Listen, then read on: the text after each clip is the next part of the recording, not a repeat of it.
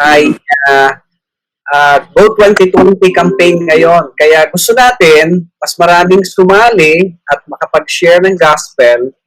So, kailangan natin meron tayong way to train them, not that they don't know how to share, pero dahil hindi nga tayo makalapit sa tao ngayon, dapat mayroon ding paraan para makapag-share na online. Yan. Kaya pag-uusapan natin ngayon. So, ayan. As I have said kanina, ito po ay orientation para sa bagong materials ng EE. Ang tawag natin ay quick share. Ito ho ay isang session lang, kaya pakinggan niyong mabuti. Dahil hindi po tayo gagawa ng maraming sessions para kayo ay turuan, tapos magtuturo naman kayo sa iba. This time, isang bagsak lang, tapos bibigyan ko kayo ng access dun sa materials, tapos kayo na ang magtuturo sa mga miyembro. Ngayon, ang kagandahan nito, kaya yung pangalan niya, Quick Share, kasi quick lang talaga. No? Mabilis lang siya, mabilis aralin, mabilis ma-catch up, at mabilis ding maibahagi. Pero, yung mensahe, hindi na isakripisyo. Yun ang kagandahan dito, no?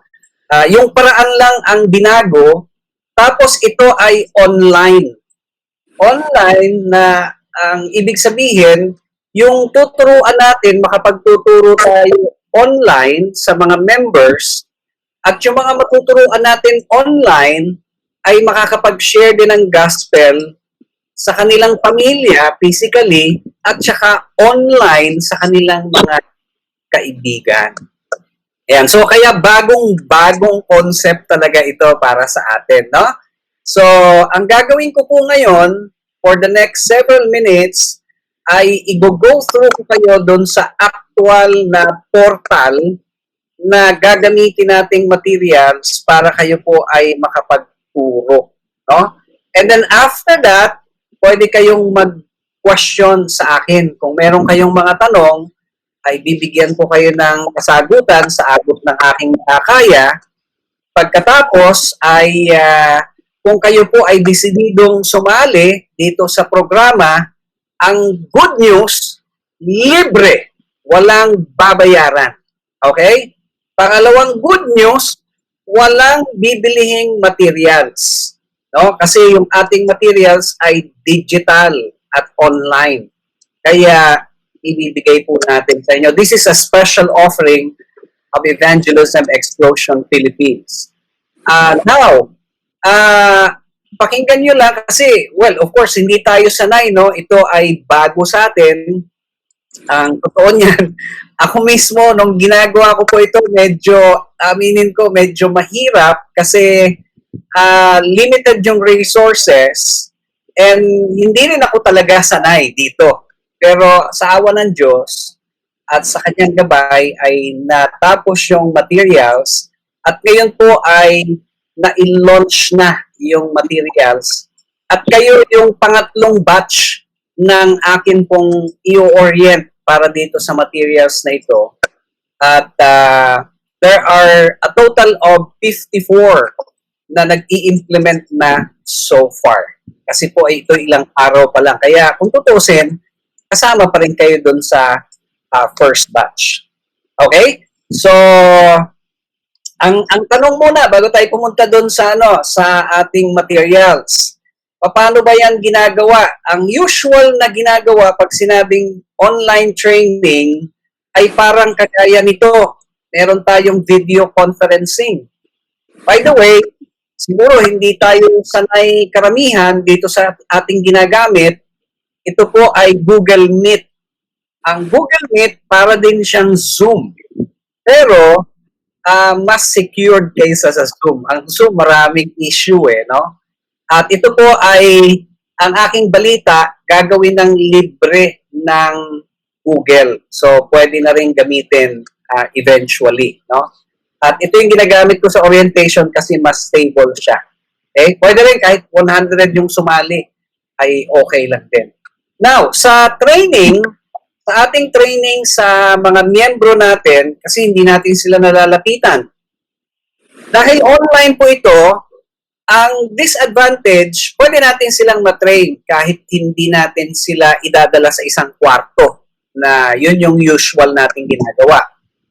Yun yung disadvantage. Kahit nasan sila, in fact, kahit nasaang lupalop ng mundo, pwede nyo isali. No? Pero ang setback ay ito. Ang setback naman, kasi wala namang perfectong materyales, ang setback, yung walang internet access, hindi makakasali. Okay? Kasi wala silang internet access eh. Wala tayong magagawa doon. Ngayon, ganito po ang ating gagawin. Sa amin po, nung nilaunch namin ito, lahat ng mga may internet access, whether yan ay Wi-Fi or data, wag lang po free data ha, kasi yung free data, hindi kakayanin. Meron po kasi tayong video. So, hindi na makikita yon, no? Kaya, hindi pwede yung free data. Lahat ng may internet, inalok naming sumali dito. Marunong man sila o hindi marunong mag-share ng gospel, because this is a new material, pagkakataon pa rin para matuto muli.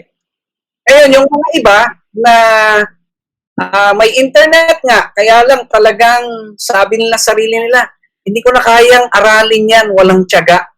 Hindi natin pwedeng pilitin.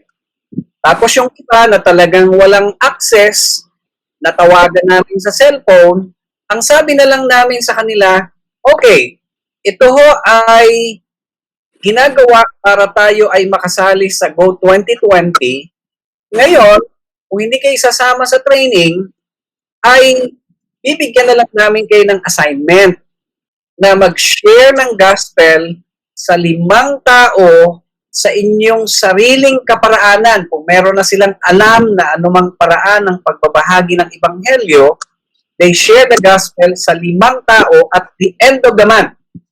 Okay? So, hindi naman siguro mahirap na task yun, no? That way, all believers from our church ay kasali doon sa campaign. Kasi ang gusto ng Go 2020, 100 million believers to reach 1 billion people sa buong buwan ng Mayo. Yan. So, pero mas advantageous yung may training. Kasi mas alam mo, guided ka kung ano ang gagawin. Yan. Okay. Now, dito sa training, ang kailangan natin ay internet. Okay? O, internet, pagkatapos pangalawa, computer or gadget. Okay? Kung parehong meron, mas maganda. Okay? Tapos, meron bang requirement ito na yung mga tuturuan, kailangan magse-set ng oras para sa oras na yan, saka ka magkakaroon ng session? Ang magandang balita, wala. Yung tuturuan nyo, pag na-enroll na sila, anytime pwede nilang pasukin yung training room ninyo at gawin yung task nila, ikaw din na teacher, hindi mo rin kailangang, parang kagaya ng ginagawa natin ngayon na magtatawag kayo ng meeting, tapos aantayin nyo sila, paano kung may absent? Walang ganon. So, anything ay magagawa na hindi kailangang sabay-sabay. Yan ang kagandahan nito. Tapos, kayo po ay magiging mga tagapagturo. Okay? Pero actually, mas maganda ang tawag talaga ay facilitators. Kasi, yung mga lectures, may lectures din, may iksi lang. Mga 3 to 5 minutes. Ganun lang kaiksi ha. Kita niyo naman ha. 3 to 5 minutes at naka-video na. So, hindi na po kayo harap sa camera, magtuturo at mag-lecture sa kanila na baka mahina ang internet, may lagging pa. So, nandun na sa set ng material, kasama na yung video, mananawa nga lang po kayo sa akin kasi ako po yung makikita nyo. Yun lang, okay? Pero pwede nyo naman palitan. Siguro ay kabisaduhin nyo yung sinabi ko ron tapos mag-video kayo ng pwede rin mo yun. Okay lang din. Yan. Okay. So, having said that, let's now proceed doon sa ating pag-aaral ng ating materials. So, ang gagawin ko, I-go through kayo sa actual materials. Then after that, question and answer. Pagtapos ng question and answer at settled na tayo, ay magpapadala ako sa inyo ng teacher's guide at saka student guide na pwede nyong i-print para mapag-aralan in PDF format. Okay? Then, kung desidido kayo, ay meron akong isang requirement lang na hihingin. Ang requirement natin, dapat meron kayong Google account. Ano ang Google account? Kung meron kayong email na ang dulo ay gmail.com, that means may Google account kayo. Kung wala kayo nun, walang problema. Punta lang kayo kay Google, www.google.com, tapos mag-create kayo ng Google account, libre naman yun. Wala kayong babayaran. Okay? Kasi ito pong ating platform ay naka-base kay Google. Yan, naka-base po siya kay Google, kaya very stable siya at user-friendly.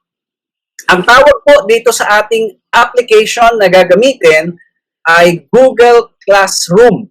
Yan. So, pinili po talaga natin yung mas friendly at available, pwedeng gamitin at pwedeng ma-access ng kahit sino para hindi maging mahirap. Yan. Okay, so, magpe-present po ako ng window sa inyo at pagkatapos ay ina-navigate ko po. Then, from there, ay sundan nyo lang po yung lahat ng aking mga instructions na gagawin. Yan. So, antayin natin na makita ninyo yung ating pinipresent. Yan. So, ang makikita nyo po ay isang browser. Yan. So, at this point, palagay ko nakikita nyo na. Pastor Bon, kita na ba? Yes. Okay. So, ang tawag po dito ay Google Classroom. Yan. At yung nakikita nyo po dyan sa screen ay, ayan, maraming mga classrooms. Yan. Ano yung mga classrooms na yan? Yan po ay quick share classrooms. May mga pangalan na po siya. This one is being used now sa Rosario, Batangas. This one is being used sa Catanduanes, sa Bicol. This one is being used in Baguio City. This one is in Marikina. And this one is in Marilao, in Lingunan, Valenzuela, at marami pang iba. Okay? So, pag kayo po ay nag-confirm mamaya after orientation, each of you will have one classroom like this. Ang tawag natin dito ay classroom. Okay? So, ang tawag po sa kanya ay quick share classroom. So, pagka po, mamaya pag-usapan natin paano kayo makakarating dito. Okay? Pero dito muna tayo, tignan nyo kung paano natin i-navigate yung classroom. So, kinlik ko yung quick share. Pag kinlik nyo po yon, papasok kayo dito sa dito sa main portal ng inyong classroom. Kaya pag pinasok nyo yung main portal ng classroom ninyo, meron po kayong mapapansin na 4 na tabs dito. There are 4 tabs. Stream, classwork, people, and grades. Lahat yan ay merong kanya-kanyang functions. Okay? So the first time na mapasok nyo itong inyong teacher's portal ng QuickShare, ang una nyo pong gagawin ay talon kagad kayo dito sa people. Yan, kinlik ko po yung people. Talon kagad kayo dito sa people at makikita nyo po yung pangalan ni Pastor Ray. Yan. At saka yung pangalan nyo sa ilalim. Ito, nag-iisa lang ako dito kasi wala akong in-invite pa dito na dahil ito ay demo classroom po. Okay? So nakita nyo naman yung pangalan, QuickShare Demo. Ang ginagamit ko para sa mga orientations. So, lalabas po yung pangalan nyo rito at magiging co-teachers tayo para dun sa inyong klase sa inyong church. Bakit people yung unang i-click? Because you need to invite students. Ayan, ito pong icon na ito, katapat nitong students, pagka po ay kinlik ninyo, kagaya ng ginawa ko ngayon, magpa-pop up po itong box na ito, dialog box. Tapos, manghihingi siya ng email or name. Yung name, pag tinype nyo yung name, considering na nasa contact list ninyo, ay automatically mag-a-appear yung email niya. Kung wala naman, itatype nyo dyan yung mismong pangalan ng tao. So, halimbawa, mag-sample tayo. Yan. Kaya yan, tinype ko yung Ray, lalabas yung email address ko. So, i-select nyo lang, at pag naandyan na siya, click invite. Pwede rin naman, wag pa isa-isa. Let's say, meron kayong 10 estudyante. Kunin nyo na lahat ng kanilang email addresses, tapos ilagay nyo at once yung kanilang pangalan. Yan. So, let's say, ilagay natin yung pangalang isa pa. Yan. Kanyari, ilagay natin si Pastor Rene Atienza. Yan. And so on and so forth. Kung ilan man, kahit by the hundreds pa yan ay kakayanin. Then you click invite. Once you click invite, sorry po, kinancel ko kasi may darating na notification sa kanila, ay mag-a-appear dito sa ilalim ng word na student lahat ng mga estudyante na napadalahan ng invitation. May darating sa kanilang email na letter of invitation galing sa inyo para sila po ay mag-enroll sa class ninyo na quick share. Ang gagawin lang nila, i-admit nila by clicking join yung invitation. Huwag kayong mag-alala, yung sinasabi ko po nandun sa teacher's guide. Okay? Kaya makikita niyo po yun. There's another way of inviting student. Nakikita niyo po itong class code na ito. Yan, yung class code na yan, pwede niyo po siyang kopyahin. Oh, Pastor, sobrang liit naman yan. Okay, huwag kayo mag-alala, balik kayo dun sa stream para makita nyo ng malaki yung class code. Nandito po sa mismo main face ng inyong portal, pwede nyo i-click yung parang square na yan, broken square, at pag kinlik nyo siya, mamamagnify yung class code. Anong papel ni class code? Si class code, pwede nyo siyang i-select, tapos pwede nyo siyang i-copy, yan, and then, i-paste nyo doon po sa messenger nung tao na gusto nyo yung imbitahan. Yan. That's another way of inviting our students. Now, sabi ko kanina, dapat kayo po ay may Google account. Ina-advise din po natin na yung mga tuturuan natin ay may Google account. Teka, tanong, Pastor, may mga Google account kaya sila? Alam niyo po ba ang katotohanan? Halos majority ng tao sa mundo may Google account. Bakit ko nasabi? Kasi po, mas maraming cellphone units na gumagamit ng Android operating system kaysa sa iOS o Apple. So chances are, if they have a cellphone na Android ang operating system, ay 100% may Google account po sila. Yun nga lang, marami po sa gumagamit ng cellphone, once na na-input na nila yung kanilang email, hinalimutan na yung password.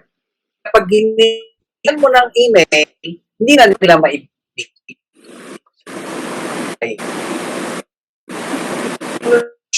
They create another one. Libre naman. Walang yan. Teka muna, parang medyo umingay. Yan, okay, balik tayo. Okay, so tuloy natin.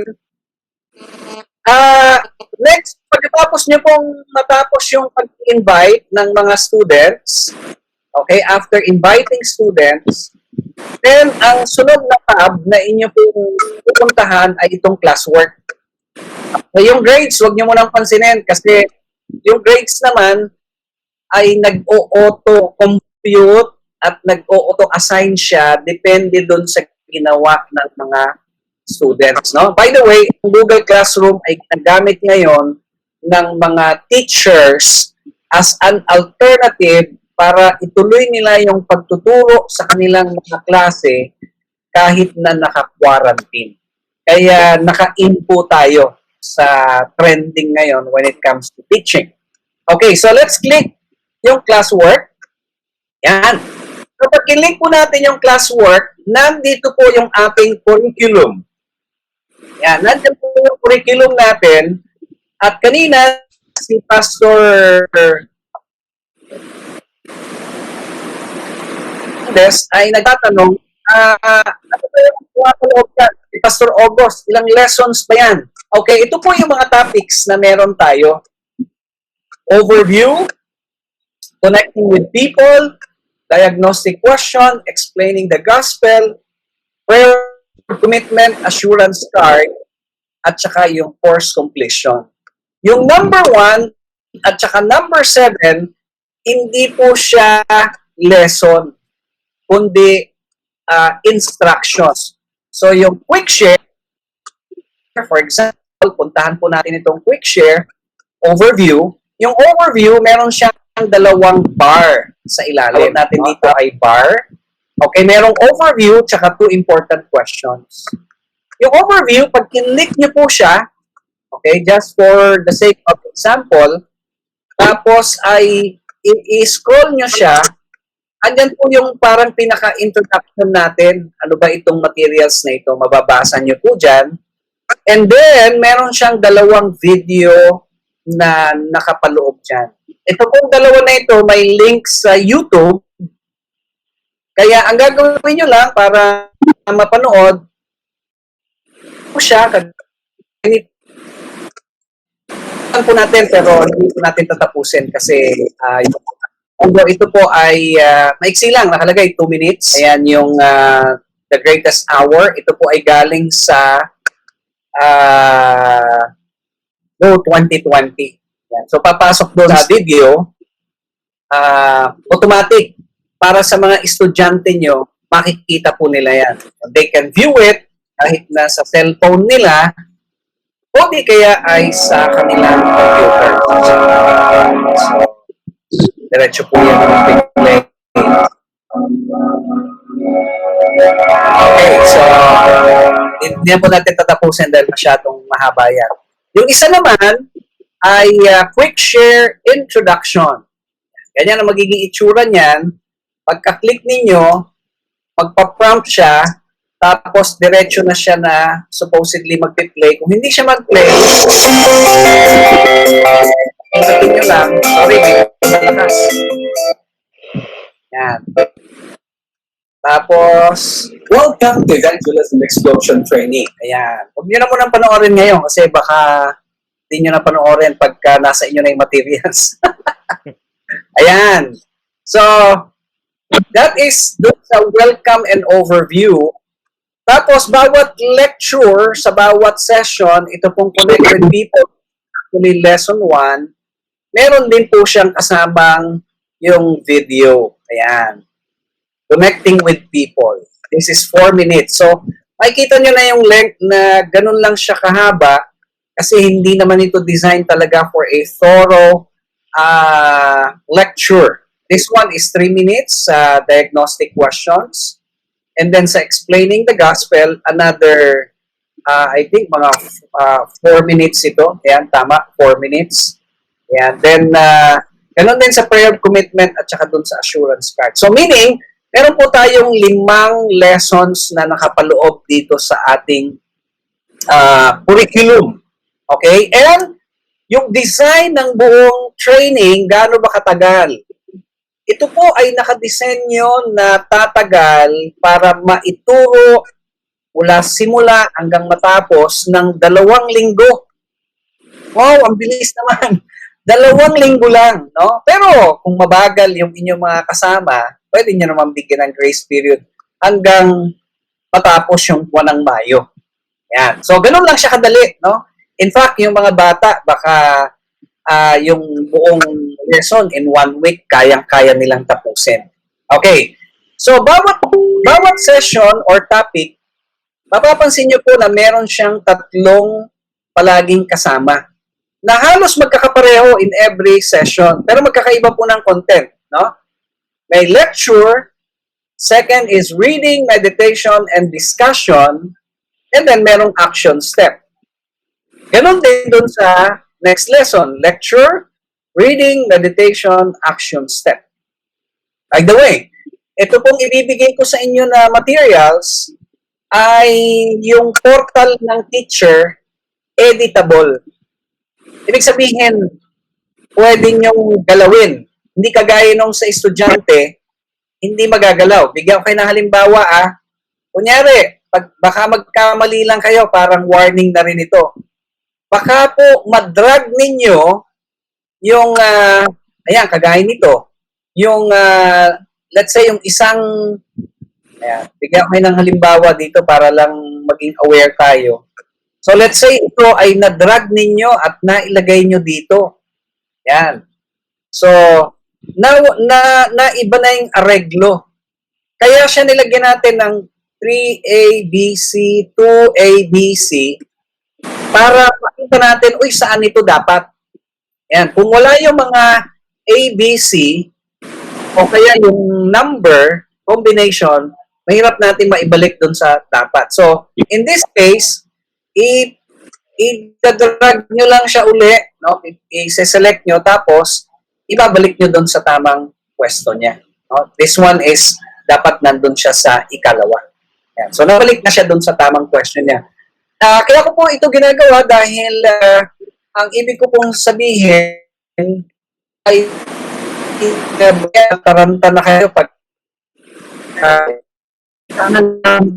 editable nga po itong portion. Now, dito sa taas may makikita yung create. Huwag nyo na lang sininto kasi kung alam na sana kayo dito sa application na to, pwede kayong mag-create ng lesson. Pero ito kung bibigay natin sa inyo ay whole package na. Meaning, kompleto na siya. Diyan na lahat. Wala na pong dapat na inadagdag. So, huwag nyo na pong pasukin ito kasi malilito lang kayo. Pag click nyo po yan, may mga lalabas na ganyan, medyo mahaba-habang turuan pa po yan para maintindihan. Okay, now, sample tayo. Okay, so bilang teacher, ito pong inyong materials ay kailangan nyong i-set up. Ulitin ko po, kailangan nyong i-set up. Kasi lahat ng estudyante ninyo, pag nag-enroll sila at nag-confirm, magkakaroon din po sila ng parang ganitong portal. Pero, hindi editable. Kung ano yung ibibigay nyo sa kanila, yun lang ang makikita nila. Ano ibig sabihin nun, Pastor Ray? Halimbawa, sa unang araw, ang ibibigay nyo lang sa kanila, ito lang munang quick share overview. Ito lang. Kasi hindi po yan ibibigay lahat kagad, all at once. Dahil ang gagawin nila, kung saan magpupunta dyan, walang progression yung training. So, ibig sabihin, kayo bilang teacher, meron kayong control. Ano yung mga ituturo lang muna ngayon, tapos na yung bukas hanggang sa matapos yung period ng weeks kayong lecture. So, pero yun, ito po na ito, kailangan i-edit. So, sample tayo sa welcome and overview. Dito sa kanang bahagi, meron po kayo makikita nakasulat draft. Tapos, merong 3 dots or ellipses. Mahalaga po yan. I-click ninyo. Pagka-click ninyo, you select edit. Ayan, piliin nyo yung edit. Pag na-click nyo yung edit, ayan, lalabas po ito. Ayan. Ngayon, wala na po kayong ingat po kayo kasi pwede kayong kabura ng letters dyan. Ayan. So, ingat kayo kasi wala na po kayong i-edit na salita o words or whatever. So, habang minanavigate ninyo ay ingatan, no? Nandyan yung 2 video attachment. Ito ang iingatan nyo lang, yung mga X na yan. Kasi napit na yan, nalo na hindi makikita ng mga estudyante. Meron din dalawang button dito, add at saka create. Huwag nyo na rin kung pansinin niya. Ako po sinasabi to kasi yung mga una kong binigyan ng orientation, hindi sinabing pindot pindot. So, ito, huwag nyo kailang ito one din kasi magugulo yung curriculum. So, sa puntong ito, anong dapat lang galawin ni teacher? Ito lang po ang gagawin nyo, itong bahagi na ito sa taas, yung may nakasulat na post. Okay? Halimbawa, ngayong araw ito, gusto nyo nang ipakita sa estudyante ninyo yung content nitong welcome and overview. Pwede nyo na pindutin kagad yung post button. Pagpindot nyo ng post button, kapir na yan sa kanilang portal o dun sa kanilang application. No? Or, pwede rin naman, halimbawa, ang simula talaga ng klase. Kasi ang akin pong advice, maglaan kayo ng period of recruitment. Halimbawa, pagkatapos natin ngayon, anong araw ngayon? Lunes. Sabihin natin, Miyerkules kayo ma-implement talaga yung simula ng klase. In 2 days time, magre-recruit kayo.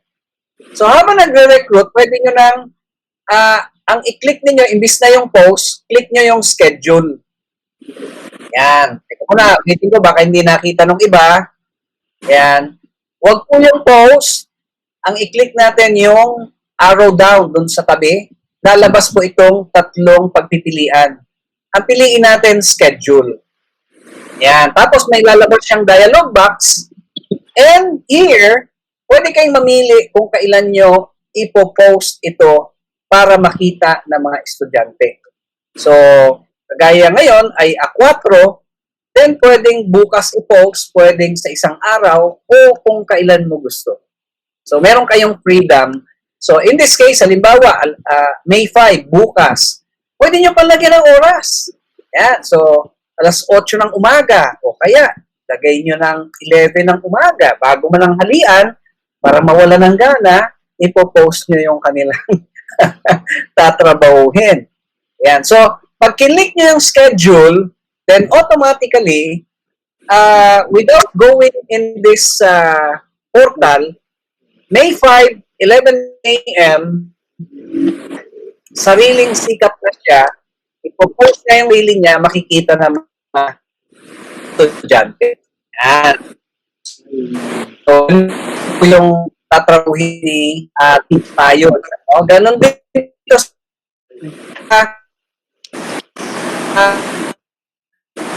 Wag click, tapos ba, naku-curious ka, tapos ini-click nila yung sample lang kayo kaya hindi kayo mainggit doon sa estudyante. Eh, ang content nito, ano nangyari? Bigla. Parang inantok na yung aking material.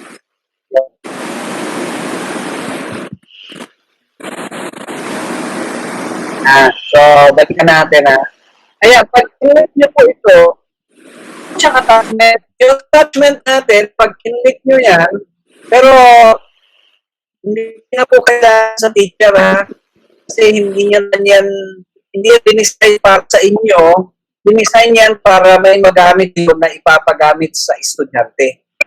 So, sampulan ko lang kayo na ito'y makikita ng estudyante. Kailangan lang so, pa-prompt yung Google Slides. Yan. So, kung computer ang ginagamit nila, mag-open ng isang window, tapos lang yung yan. Kung mabagal ang internet, medyo matagal ang loading kagaya nito. Yan. So, antayin lang natin konti para meron kayong overview. Yan. So, lalabas si Google Slide attachment. Tapos, meron dito nalagay 2 important questions in life. Yan. Ito yung makikita actual ng estudyante. Then, may tanong. Tapos, meron pagpipilian. Ang gagawin lang ng estudyante, kung ano yung hindi niya sagot, tanggalin niya yung X. Kasi ito po, editable. Yan. Yun ba? yung kulay, yan, yung kulay blue, yan. Okay? Tapos dito, pag sasagot siya, kinilik na dyan, mayroong pwedeng sulatan siya. Tapos, ito yung sasagutin ng teacher, bawat isa sa kanila ay may magiging kanya para pag pinasa sa inyo, alam nyo kung kanino nang gagaling. So, parang placement ko sa imbis na papel ang gagamit. So, digital. So, close ko na po yung window na yan. Okay, punta tayo dito. Paano siya i-edit naman yung portion na to? Ano ang dapat gawin ni teacher? So, tatandaan niyo po lagi itong gilid na to, ha? Mahalaga yan. Okay? So, puntahan niyo yung side na to, then click niyo uli yung tatlong dots, and then click edit, then mag-e-expand siya, bukas yung buong portion. Okay, ito lang po ang gusto kong i-check nyo dito sa puntong ito. Pag meron kayo nakitang attachment na ganito, Google Slides, kasi sa lahat po ng lessons may ganito. Pag may nakita kayong ganyan, ang susunod nyong gagawin, i-click nyo to. Yan, click nyo ito, yung students can view file. Tapos, palitan nyo, piliin nyo yung make a copy for each student. Okay? So, dapat, ang nakalagay dito, make a copy for each student. Papaliwanag ko lang po, bakit yon? Kasi kung nakalagay, students can edit file, kung 10 ang estudyante nyo, ang kanilang bubuksang file, nag-iisa lang, pero lahat sila sasagot doon. Kaya ang mangyayari nun, magra-rumble yan. Eh, ayaw natin gano'n. Next is, pagka students can just view file, hindi sila pwedeng sumagot, makikita lang nila. Kaya dapat, bawat isang estudyante, you give them 1 copy each. Huwag kayo magtipid kasi libre naman yan eh. Yan. So, ito muna yung gagawin. Pag nakita nyo Google Slides, siguraduhin, make a copy for each student. Ang susunod nyong gagawin dito sa due. Pupunta kayo dito sa due. Tatlo lang tatandaan ha. Itong attachment, tapos yung due. I-click nyo yung due date, papasok dun sa due date and time. So, i-click nyo itong due date, then lalabas yung kalendaryo. Again, pipili kayo ng araw kung kailan nyo gusto, tapos lalabas doon. Okay? Pag hindi yan ang tamang araw, nagkamali kayo, i-click nyo lang X, tapos balik uli kayo, then kung ano yung araw na gusto nyo. Tapos may optional na time. Okay? Pagka nagawa nyo na yan, ay, ayan, you're good to go. Ito pong due, ay due date na dapat matapos ito ng estudyante. Due date nila yan para alam nila, ay, kailangan palang tapusin ito kasi nilagyan na teacher. Pasensya na kayo, tinatanggal ko po yung due date kasi demo class ko po ito para hindi ako karoon ng problem. Okay, kung gawa nyo na ito, na siguro na may copy bawat estudyante, meron ka ng due date, iba, huwag nyo yung pakialaman. Ano na yan, ganyan, nakaset na yan. Etong due date, tapos mo na, ang susunod mo pupuntahan itong portion na to, yung may nakasulat na assign. Pag kinlik nyo yung assign, automatically, mismo ngayong oras na to, lalabas ito sa portal ng tinuturuan nyo. Makikita na kagad ng estudyante nyo. So kung hindi pa siya dapat ngayon makita, click nyo itong maliit na arrow down. Again, ang lalabas niyan, either assign, schedule, or save graph. Okay? So ang i-click ninyo, either save graph or schedule. Ano mag-assign?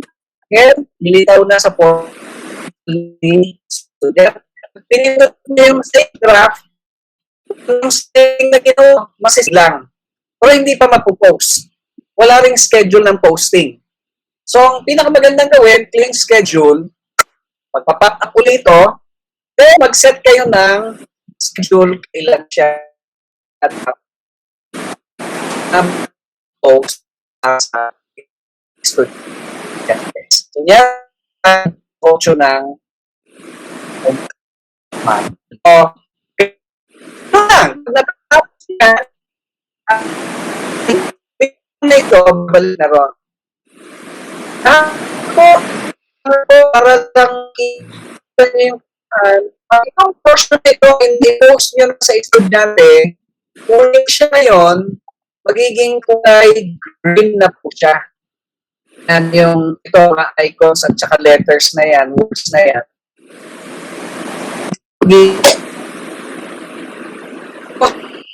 Share draft, pero ngayong due date na nilagay, makapalitan niya ng date, yung petsa.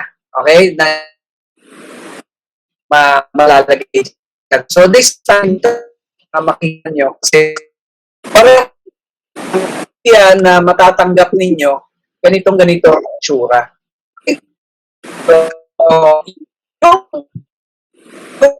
yung ko sa inyo dito, yun yung gagawin nyo dito sa next lesson. Sample na uli natin ha. Sa halaga po ito dahil ito talaga yung tatrabahuhin nyo lang naman sa lecture. So, nakita nyo na yun. Again, wala kayong dyan. Kung may slide, ang susunod yung gagawin, sisiguraduhin nyo, make a copy for each student. Ayan. So, pag meron ng for each student, video, huwag nyo na rin pakialam, ingatan itong links. Sunod nyo gagawin, due date. Ayan. So, kayo ng petsa, at kung ano yung kahit papiling nyo, lagay yan dyan, ganito, bukas ang posting, again, bukain ko muna. Then, puntahan ay ito. Ayan, either assign, schedule, or save draft. Ayan. So, in this case, sample natin yung save draft. Ayan. So, save draft, ang totoo, hindi siya na ipopost, walang pagbabago mangyayari, maliban doon sa kung ano yung ginalaw ninyo, mailalagay yun doon. So, in this case, make a copy for each student, yung ginawa natin dito. So, ayun, na-save na siya. And once na na-save na siya, magkukulapse na siya. Ayan, balik na ron. Ayan, pero hindi pa ito mapupost kasi sinave nyo na. Then, punta tayo dito para makita nyo lang yung sample ng laman ng reading, narration, and this. Okay. So, dito ay instruction para basahin nyo dyan or secretary o namang text na naka-assign. Tapos doon, meron pong link sa baba. Sample natin yung link. Pag kinlink nyo po, para hindi nila problema yung magbubuklat po ng Biblia, so wherever they are, pwede ng diretsyo na. Pag kinlink, bukas po yung isang window and directly dun sa Bible Gateway, kung ano yung text na dapat basahin, yan mismo yung mag-a-appear dyan. Yan. And we're using the NIV version. Yan. So, pagtapos na nilang basahin, they click it, pwede silang mag-note, merong question. How Jesus cared and connected with the woman from Samaria. What do you learn from his example? Tapos, dito po may mapapansin kayo na short answer. Huwag na pong galawin yan. Naka-set up na yan, ha? Kasi pag chinek nyo ito, may multiple choice, pero baka magkamali tayo yung hinahanap natin short answer. No? So, again, pagpasok dito, pag reading, meditation, discussion, 5 beses nyo maikwentro yan kasi 5 lessons. Ang gagalawin nyo lang ay due date. Yan, due date uli. At pagkatapos ma-set yung due date, punta kayo doon uli sa either you will ask or post, schedule, or you save the draft. Yan. So, ganyan po yung magiging itsura niyan. Doon naman tayo sa action step. So, sa lecture, tapos na sa reading meditation, punta tayo sa action step. Puntahan nyo ulit yung 3 dots. Tapos, edit. Yan. So, lalabas uli yung kabuuan ng laman ng lesson na yan. May instruction dito kung anong gagawin. Usually, pag sinabing action step, may ipapagawa sa estudyante pagkatapos niyang matutunan yung dapat niyang matutunan. Okay? So, ang gagawin nyo lang, again, siguruhin na ito ay nakapili na make a copy for each student. Yan. So, para lahat sila may kopya. Tapos, pupunta ang sunod, due date. Okay? Then, after setting a due date, iset nyo naman kailan nyo siya ipopost. Ngayon na ba? Maglalagay ka ng schedule o isave mo lang yung ginawa mong pagbabago doon sa lesson. Yan. So, i-collapse na uli natin. Hindi ko na po ulitin dito sa mga susunod kasi pare-pareho lang po ng procedure yan. Pagkakaiba lang po ng content. Yan. Tatalon lang ako dito sa lesson 5, which is number 6 dito. Lesson 5 is meron siyang pang-apat na entry, itong additional materials. Additional materials ay hindi siya lesson, wala rin siyang kategorya at wala rin siyang wala ng grade. Ito ay pagkukunan lang ng mga resources ng estudyante kagaya ng pinaka-outline ng presentation tsaka yung assurance card na digital copy. Yan. So, maintindihan niyo yan pag nakarating yung material sa inyo. Okay? Again, ang akin pong payo, yung posting ng lesson, huwag niyo pong pagsabay-sabayin. Ang tanging magkakasabay lang on the first day, pwede pong itong quick share overview, yung dalawang laman niya, at saka yung connect with people, yung tatlong laman niya, you can post it on the same day, pero pwede nyo pa rin paghiwa-hiwalay ng oras para hindi rin magugulat yung estudyante na tatanggap.